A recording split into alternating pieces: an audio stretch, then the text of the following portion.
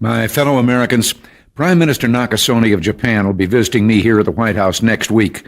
It's an important visit because while I expect to take up our relations with our good friend Japan, which overall remain excellent, recent disagreements between our two countries on the issue of trade will also be high on our agenda.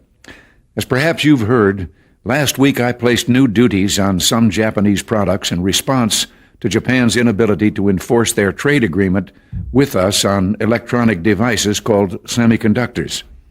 Now, imposing such tariffs or trade barriers and restrictions of any kind are steps that I am loath to take, and in a moment I'll mention the sound economic reasons for this, that over the long run such trade barriers hurt every American worker and consumer. But the Japanese semiconductors were a special case. We had clear evidence that Japanese companies were engaging in unfair trade practices that violated an agreement between Japan and the United States.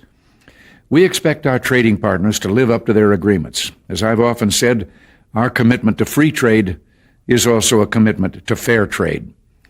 But you know, in imposing these tariffs, we were just trying to deal with a particular problem, not begin a trade war. So next week, I'll be giving Prime Minister Nakasone this same message. We want to continue to work cooperatively on trade problems and want very much to lift these trade restrictions as soon as evidence permits. We want to do this because we feel both Japan and the United States have an obligation to promote the prosperity and economic development that only free trade can bring. Now, that message of free trade is one I conveyed to Canada's leaders a few weeks ago, and it was warmly received there. Indeed, throughout the world, there's a growing realization that the way to prosperity for all nations is rejecting protectionist legislation and promoting fair and free competition. Now, there are sound historical reasons for this. For those of us who lived through the Great Depression, the memory of the suffering it caused is deep and searing. And today, many economic analysts and historians argue that high tariff legislation passed back in that period, called the Smoot-Hawley Tariff, greatly deepened the Depression and prevented economic recovery. You see, at first, when someone says, let's impose tariffs on foreign imports, it looks like they're doing the patriotic thing by protecting American products and jobs. And sometimes for a short while it works, but only for a short time. What eventually occurs is, first, homegrown industries start relying on government protection in the form of high tariffs. They stop competing and stop making the innovative management and technological changes they need to succeed in world markets. And then, while all this is going on, something even worse occurs.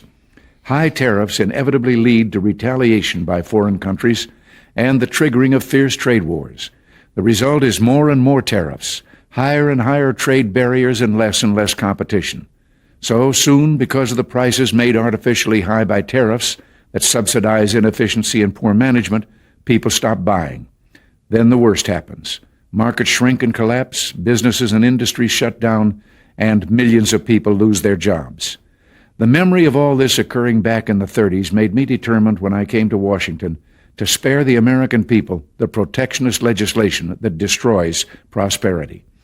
Now, it hasn't always been easy. There are those in the Congress, just as there were back in the 30s, who want to go for the quick political advantage, who risk America's prosperity for the sake of a short-term appeal to some special interest group, who forget that more than 5 million American jobs are directly tied to the foreign export business, and additional millions are tied to imports. Well, I've never forgotten those jobs, and on trade issues, by and large, we've done well. In certain select cases, like the Japanese semiconductors, we've taken steps to stop unfair practices against American products, but we've still maintained our basic long-term commitment to free trade and economic growth. So, with my meeting with Prime Minister Nakasone and the Venice Economic Summit coming up, it's terribly important not to restrict a president's options in such trade dealings with foreign governments. Unfortunately, some in the Congress are trying to do exactly that. I'll keep you informed on this dangerous legislation because it's just another form of protectionism, and I may need your help to stop it. Remember, America's jobs and growth are at stake. Until next week, thanks for listening and God bless you.